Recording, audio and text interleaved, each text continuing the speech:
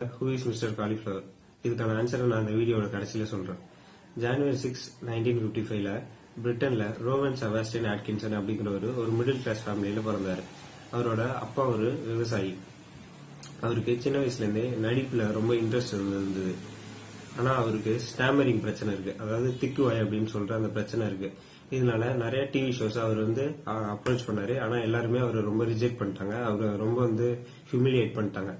இதனால அவர் ரொம்ப கவலைப்பட்டாரு. ஆனா அந்த ஸ்டாமரிங் ப்ராப்ளம ஓவர் ஆர்டிகுலேஷன் அப்படின்னு சொல்ற டெக்னிக் வச்சு அவர் ஓவர் கம் பண்ணாரு. ஓவர் ஆர்டிகுலேஷன் டெக்னிக்னா நம்ம சொல்ற வார்த்தையை ரொம்ப அழுத்தி சொல்றது, அதாவது ஃபோர்ஸ் பண்ணி சொல்றதுனால அந்த ஸ்டாமரிங் ப்ராப்ளம் ஓரளவுக்கு நின்னுது.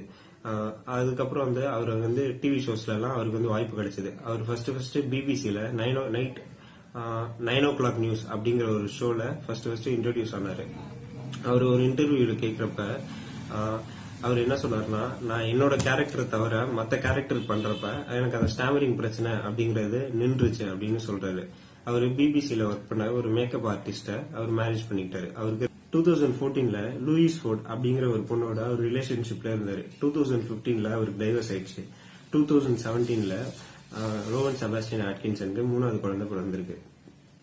அவரை பத்தி இன்ட்ரெஸ்டிங்கான ஒரு திங் என்னன்னா, அவரோட ஃபர்ஸ்ட் ஒய்ஃப் சாஸ்திரி, அவங்களோட ஒய்ஃப் பேரு. அவங்க கூட அவரோட ஃபர்ஸ்ட் டேட் அப்ப அவர் எதுவுமே பேசலையாம். கெச்சப்ப பாஸ் பண்ணு அப்படின்ற ஒரு வார்த்தையை தவிர எதுவுமே பேசலையாம். இன்னொரு டைம் அவர் பிரைவேட் ஜெட்ல போயிட்டு இருக்கப்ப அவரோட பைலட் மயக்கம் போட்டு விழுந்துட்டாராம். அந்த டைம்ல எப்படியோ அந்த பிளைட்டை மேனேஜ் பண்ணி ஓட்டி சேஃபா லேண்ட் ஆயிட்டாராம். இதுல இன்ட்ரெஸ்டிங்கான விஷயம் என்னன்னா, அவர் இது வரைக்கும் பிளைட்டே ஓட்டினது இல்ல. ரோவன் செபாஸ்டியன் ஆட்கின்சனுக்கு கார்ஸ் மேல இன்ட்ரெஸ்ட் அதிகம். அதே மாதிரி அவர் நடிச்சிட்டு இருக்க டைம்ல C+E டிரைவிங் லைசன்ஸ் வச்சிருந்தாரு, அதாவது ட்ரக் டிரைவிங் லைசன்ஸ். இதை வச்சு நடிப்பு மட்டும் இல்லாம அதுலயும் அவர் கொஞ்சம் சம்பாதிச்சிட்டு இருந்தாரு. அவரு கார் ரேஸ்லாம் நிறைய இன்வால்வ் ஆவாரு. அதே மாதிரி 1983ல ஜேம்ஸ் பாண்ட் படம் நெவர் சே நெவர் அகைன், அந்த படத்துல அவர் சப்போர்ட்டிங் ரோல் பண்ணிருக்காரு. ஃபுல் த்ராட்டில் அப்படிங்கிற படத்துல ஹென்ரி பிக்ரின் அப்படிங்கிற அந்த ரேசர் ரோல ரோவன் செபாஸ்டியன் ஆட்கின்சன் பண்ணியிருந்தாரு. ரோவன் செபாஸ்டியன் ஆட்கின்சன் கிட்ட நிறைய ஹை அண்ட் கார்ஸ் இருக்கு. அதே மாதிரி ரொம்ப ரேரான மெக்லரின் F1 காரை வச்சிருக்காரு. அப்புறம் அவரோட மத்த கார்ஸ் எல்லாம் சொல்ல போனா Honda civic, Skoda superb, Aston Martin, இந்த கார்ஸ் எல்லாம் அவர் வச்சிருக்காரு. அவரு நிறைய டைம் கார்ஸ கிராஷ் பண்ணிருக்காராம்.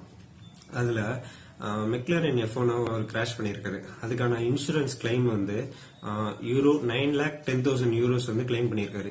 இது வரைக்கும் பிரிட்டன்லயே அதிகமா இன்சூரன்ஸ் கிளைம் பண்ணது ரோவன் செபாஸ்டியன் ஆட்கின்சன் தான் அப்படின்னு சொல்றாங்க. அதே மாதிரி ரோவன் செபாஸ்டியன் ஆட்கின்சன் கெஸ்டா பிரின்ஸ் வில்லியம் அவங்களோட வெட்டிங்க்கு இன்வைட் பண்ணிருக்காங்க. ரோவன் செபாஸ்டியன் ஆட்கின்சன் பேசாமே உலகத்தை சிரிக்க வச்சாரு அப்படின்னு தான் சொல்லணும். சரி, ஓகே. வீடியோட ஸ்டார்டிங்ல டைட்டில் வச்சிருந்தேன், ஹூ இஸ் மிஸ்டர் காலிஃபிளவர் அப்படின்னு. இத சொல்றதுக்கு முன்னாடி ரோவன் செபாஸ்டியன் ஆட்கின்சன் யாருன்னு சொல்லிடுறேன். நம்ம எல்லாருமே ஃபேவரட்டா என்ஜாய் பண்ண ஷோ மிஸ்டர் பீன் எபிசோட்ல நடிச்சவர் தான் ரோவன் செபாஸ்டியன் ஆட்கின்சன். இதுல இன்னொரு ஒரு இன்ட்ரெஸ்டிங்கான விஷயம் என்னன்னா, மிஸ்டர் பீனுக்கு வெறும் 14 எபிசோட் தான் இருக்கு. இந்த 14 எபிசோட் மூலியமாவே அவர் பயங்கரமா ஃபேமஸ் ஆயிருக்காரு. ஸ்டார்டிங்ல சொல்லியிருந்தால ஹூ இஸ் மிஸ்டர் காலிஃபிளவர்ங்கிறது வேற எதுவும் இல்ல. மிஸ்டர் பீன் அப்படின்னு அந்த எபிசோடுக்கு டைட்டில் வைக்கிறதுக்கு முன்னாடி ஃபர்ஸ்ட் மிஸ்டர் ஒயிட் அப்படின்னு வச்சிருந்தாங்க. அதுக்கப்புறம் மிஸ்டர் காலிஃபிளவர்னு வச்சாங்க. கடைசியா ஃபைனலா மிஸ்டர் பீன் அப்படின்னு வச்சிருந்தாங்க. இதுதான் ரோவன் செபாஸ்டியன் ஆட்கின்சன் ஹிஸ்டரி. தேங்க்யூ.